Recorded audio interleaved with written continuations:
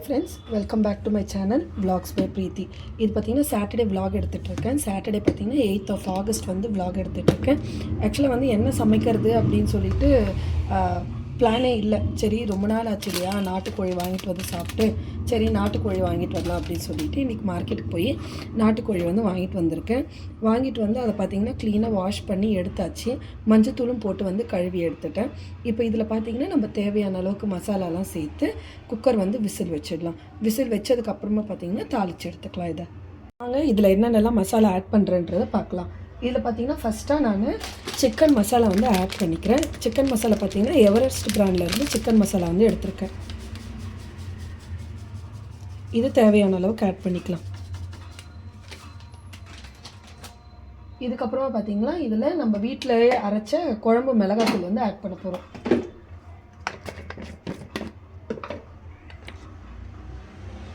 தேவையான அளவுக்கு குழம்பு மிளகாத்தூள் வந்து ஆட் பண்ணிக்கலாம். குழம்பு மிளகாத்தூள் வந்து ஆட் பண்ணியாச்சு. உப்பு வந்து ஆட் பண்ணிக்கலாம். ஃபஸ்ட்டு சிக்கன் வேகிற அளவுக்கு உப்பு போட்டுக்கலாம். அதுக்கப்புறம் தாளிக்கிறப்போ பத்தலைன்னா போட்டுக்கலாம். உப்பு வந்து ஆட் பண்ணியாச்சு. கொஞ்சமாக எண்ணெய் ஊற்றிட்டு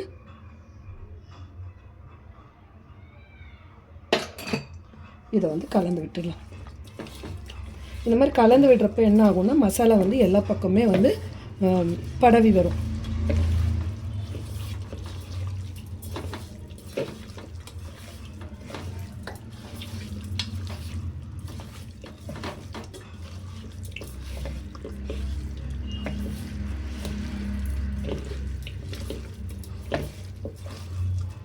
இங்கே பார்த்தீங்கன்னா எல்லா பக்கமும் படுற மாதிரி கலந்து விட்டாச்சு. இதில் வந்து சிக்கன் வேகிற அளவுக்கு தேவையான அளவுக்கு தண்ணி வந்து ஊற்றி எடுத்துக்கலாம். தேவையான அளவுக்கு தண்ணி வந்து ஊற்றிக்கலாம். தண்ணி ரொம்ப ஊற்றிடாதீங்க. ரொம்ப ஊற்றிட்டிங்கனாலும் குக்கர்லேருந்து வெளியே பொங்கி வந்துடும். அதனால் எந்த அளவுக்கு தேவையோ சிக்கன் முழுகிற அளவுக்கு பார்த்திங்கன்னா தண்ணி வந்து ஆட் பண்ணிக்கோங்க. பார்த்திங்கன்னா சிக்கனுக்கு தேவையான அளவுக்கு தண்ணியும் ஊற்றியாச்சு.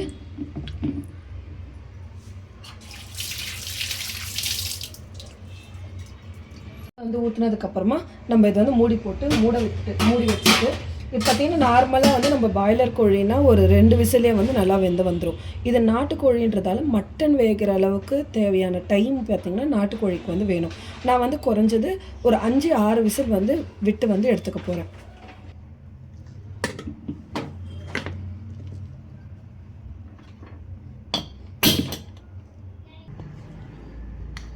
சிக்கன் பார்த்திங்கன்னா இண்டக்ஷனில் வச்சுட்டு இண்டக்ஷனை வந்து ஆன் பண்ணி விட்டுடலாம்.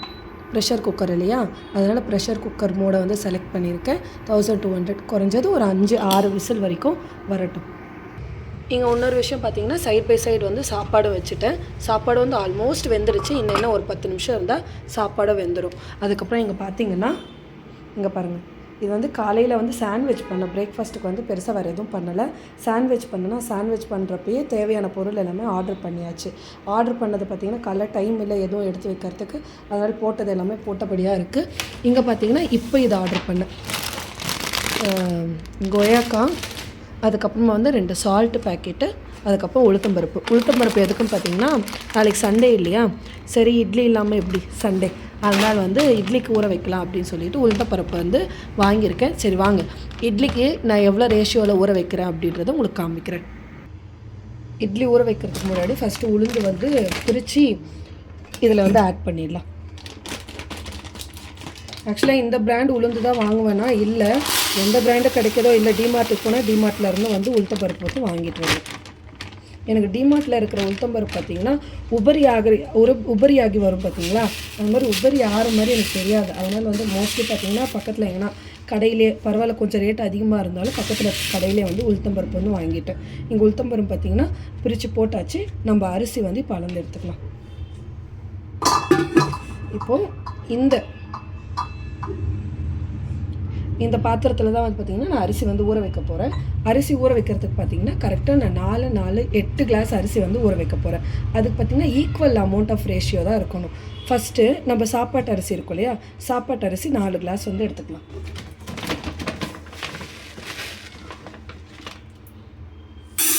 ஒன்று,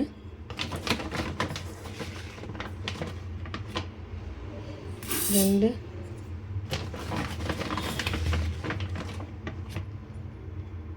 3,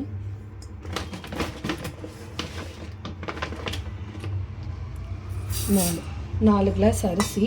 அதுக்கப்புறம் 4 கிளாஸ் வந்து வீட்டு அரிசி சேர்த்தா 4 கிளாஸ் வந்து பச்சரிசி சேர்க்கணும். பச்சரிசி சேர்த்தா என்ன ஆகிடும்னா உங்களுக்கு தோசை ஊற்றுறப்ப தோசை வந்து நல்லா பொன்னிறமாக வரும்.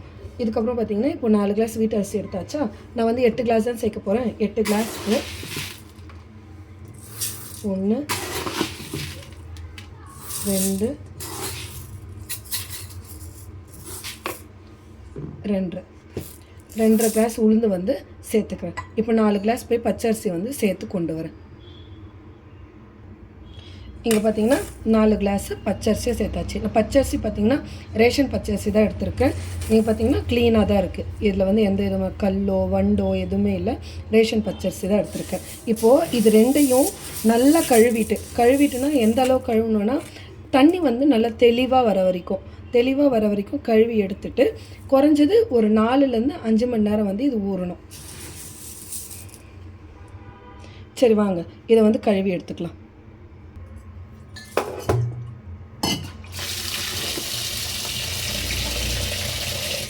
உங்களுக்கு ஃபுல்லாக கழுவி முடிச்சதுக்கப்புறமா நான் காமிக்கிறேன். இங்கே பார்த்தீங்கன்னா அரிசி வந்து சுத்தமாக கழுவி எடுத்தாச்சு. கழுவி எடுத்ததுக்கப்புறமா நம்ம வெந்தயம் வந்து ஆட் பண்ணிக்கலாம். நல்லா ஒரு டீஸ்பூன் அளவுக்கு வெந்தயம் வந்து ஆட் பண்ணிக்கலாம்.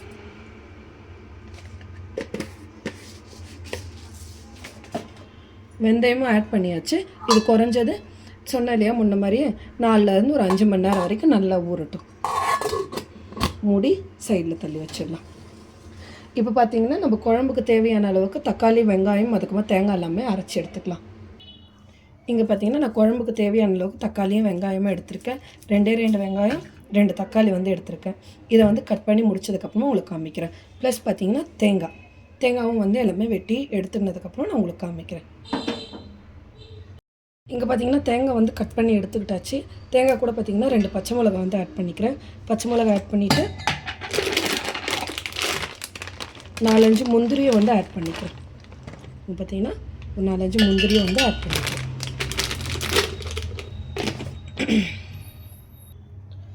இதை வந்து ஃபஸ்ட்டு தண்ணி சேர்க்காமல் நல்லா அரைச்சி எடுத்துக்கோங்க. அரைச்சி எடுத்ததுக்கப்புறம் அப்புறமா தண்ணி சேர்த்து ஒரு வாட்டி வந்து அரைச்சி எடுத்துக்கோங்க. இதை அரைச்சதுக்கப்புறமா நான் உங்களுக்கு காமிக்கிறேன்.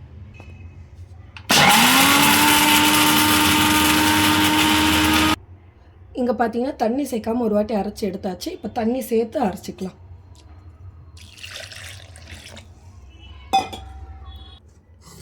இங்கே பார்த்தீங்கன்னா தண்ணி சேர்த்து நல்லா மையாக அரைச்சி எடுத்துக்கிட்டாச்சு. இப்போது குழம்பு தாளிக்கிறதுக்கான தேவையான அளவுக்கு தக்காளி, வெங்காயம், கறிவேப்பிலையும் எடுத்தாச்சு. அதுக்கப்புறம் தேங்காயும் வந்து ரெடி ஆகிடுச்சு. இப்போ வந்து குழம்பு தாளிக்கிறதுக்கு கொஞ்சமாக வந்து பார்த்திங்கன்னா வடகம் எடுத்துருக்கேன். வடகம் கூட 2 கிராம்பு, 2 பட்டை எல்லாமே வந்து சேர்த்து எடுத்துக்கிறேன். இங்கே பார்த்தீங்கன்னா குழம்புக்கு தேவையான தாளிக்கிறதுக்கு தேவையான அளவு வடகம், 2 பிரிஞ்சி இலை, அதுக்கப்புறமா வந்து சோம்பு, கிராம்பு, பட்டை எல்லாமே வந்து எடுத்துக்கிட்டாச்சு.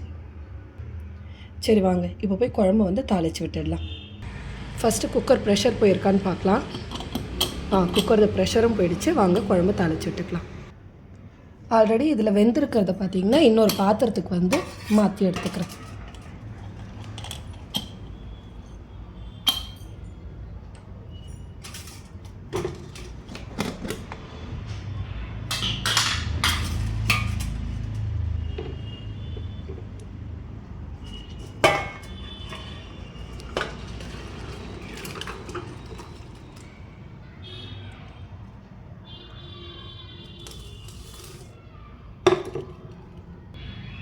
சரி வாங்க இப்போ குழம்பு வந்து தாளித்து விட்டுடலாம்.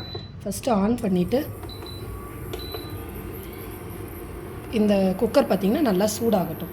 ஆல்ரெடி இதில் கொஞ்சம் தண்ணி இருக்குது. இந்த தண்ணியெல்லாம் நல்லா வற்றுற அளவுக்கு பாத்திரம் வந்து சூடாகட்டும். தண்ணி பார்த்திங்கன்னா நல்லா வற்றி வந்துடுச்சு. நான் குழம்பை வந்து தாளிக்கிறதுக்கு கொஞ்சமாக எண்ணெய் தான் ஆட் பண்ணிக்கிறேன். ஏன்னு பார்த்தீங்கன்னா ஆல்ரெடி வந்து அது நாட்டுக்கோழி இல்லையா, அதுலேயே வந்து நிறைய கொழுப்பு இருக்கும். எண்ணெயை வந்து ஆட் பண்ணியாச்சு.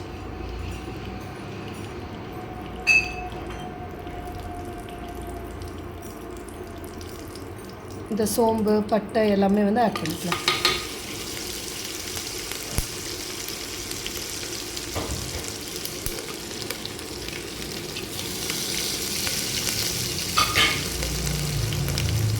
கையோட வெங்காயமும் ஆட் பண்ணிக்கலாம். கறிவேப்பிலையும் ஆட் பண்ணிக்கலாம்.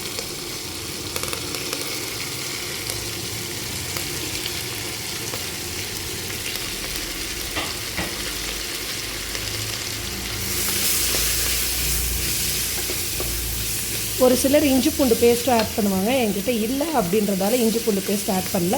உங்கள்கிட்ட இருந்ததுன்னா வெங்காயம் நல்லா வதங்கினதுக்கப்புறமா இஞ்சி பூண்டு பேஸ்ட்டும் வந்து ஆட் பண்ணிக்கோங்க. நான் ஆக்சுவலாக வந்து சிக்கன் வந்து வெந்துதா இல்லையான்னு பார்க்கல. ஏன் பார்க்கலன்னு பார்த்தீங்கன்னா இதை வந்து தாளித்து விட்டுட்டு திரும்ப வந்து ஒரு 2 விசில் வைக்க தான் போகிறேன். அப்போ வந்து பார்த்துட்டு அதுக்கப்புறம் எந்த அளவுக்கு வெந்திருக்குன்னு பார்த்துட்டு அது தகுந்த மாதிரி வந்து விசில் வந்து வச்சு எடுத்துக்கலாம்.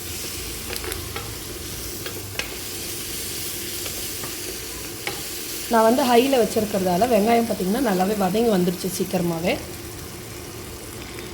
ஆக்சுவலாக அந்த பக்கம் வச்சுருந்தேன் ஒரே போக, சரி இந்த பக்கம் வைக்கலான்னு இந்த பக்கம் மாற்றி வச்சுருக்கேன். தக்காளியும் வந்து ஆட் பண்ணிக்கலாம்.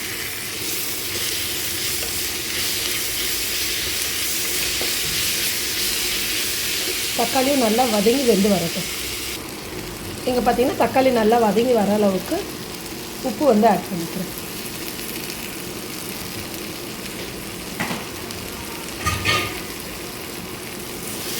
உப்பு ஆட் பண்ணி நல்லா வந்து மிக்ஸ் பண்ணி விட்டுக்கலாம்.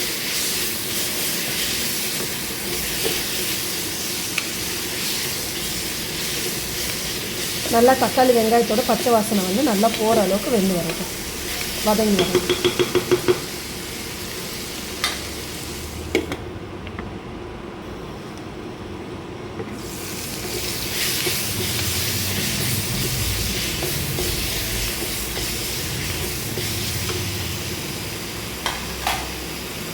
தக்காளியும் வெங்காயமும் நல்லா வதங்கி வந்துடுச்சு. இப்போ பார்த்தீங்கன்னா இது வந்து ஆட் பண்ணிக்கிறேன், சிக்கன் வந்து ஆட் பண்ணிக்கிறேன்.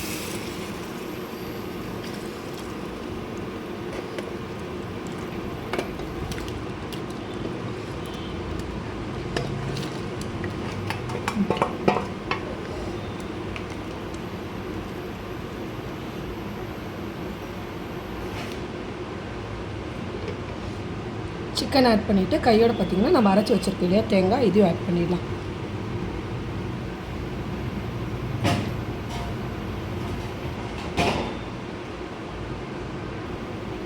இங்கே பார்த்திங்கன்னா தேங்காயும் ஆட் பண்ணியாச்சு. இப்போது இதை மூடி வச்சுட்டு கரெக்டாக ஒரு 2-3 விசில் வர வரைக்கும் வேக விட்டுடலாம். உப்பு இருக்கான்னு பார்த்துக்கலாம்.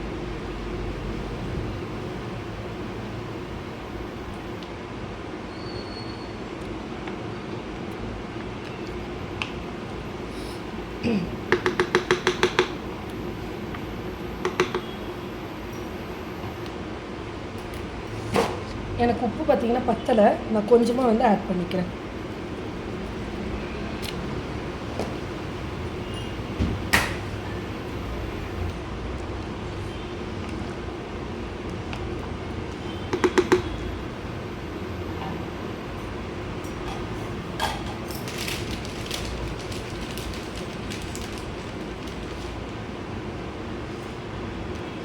குழம்புக்கு தேவையான அளவுக்கு கொத்தமல்லியும் ஆட் பண்ணிக்கலாம்.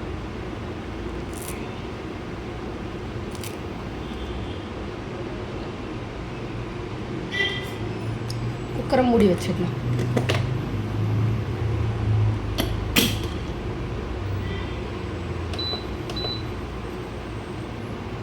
இப்போ அவ்வளோதான். குக்கர் வந்து ஒரு 2-3 விசில். நான் வந்து சிக்கன் வந்து வெந்திருக்கான்னு பார்க்கலன்னு சொன்னேன் இல்லையா, இப்போ பார்த்தேன். சிக்கன் பார்த்திங்கன்னா நல்லாவே வெந்து வந்துடுச்சு. இதனால் பார்த்திங்கன்னா நான் கரெக்டாக ஒரு 3 விசில் வந்து வச்சு எடுத்துக்க போகிறேன். ஆக்சுவலாக சைட் பை சைடு பார்த்திங்கன்னா சாப்பாடும் வந்து வெந்துடுச்சு. இப்போ நான் அமேசான்லேருந்து ஆர்டர் பண்ணேன் இல்லையா, இது எல்லாமே வந்து எடுத்து வச்சிடலாம்.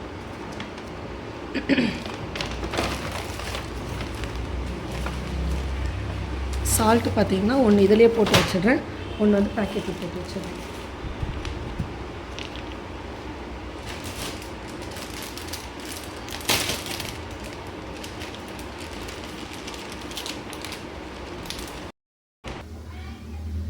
அங்கே பார்த்தீங்கன்னா அங்கே கீழே எல்லாமே வந்து க்ளீன் பண்ணியாச்சு. அது உங்களுக்கு காமிக்கல இல்லைங்களா, இருங்க காமிக்கிறேன். இங்கே பார்த்தீங்கன்னா இங்கேருந்து அது ஃபுல்லாகவே க்ளீன் பண்ணியாச்சு. அதில் பார்த்தீங்கன்னா முட்டை இருக்குது, இதில் வந்து சாப்பாடும் வந்து வெந்தாச்சு. இங்கே ஷிங்கில் பார்த்தீங்கன்னா 2 பாத்திரம் தான் இருக்குது. இந்த 2 பாத்திரத்தை வந்து கழுவிடலாம் கையோட.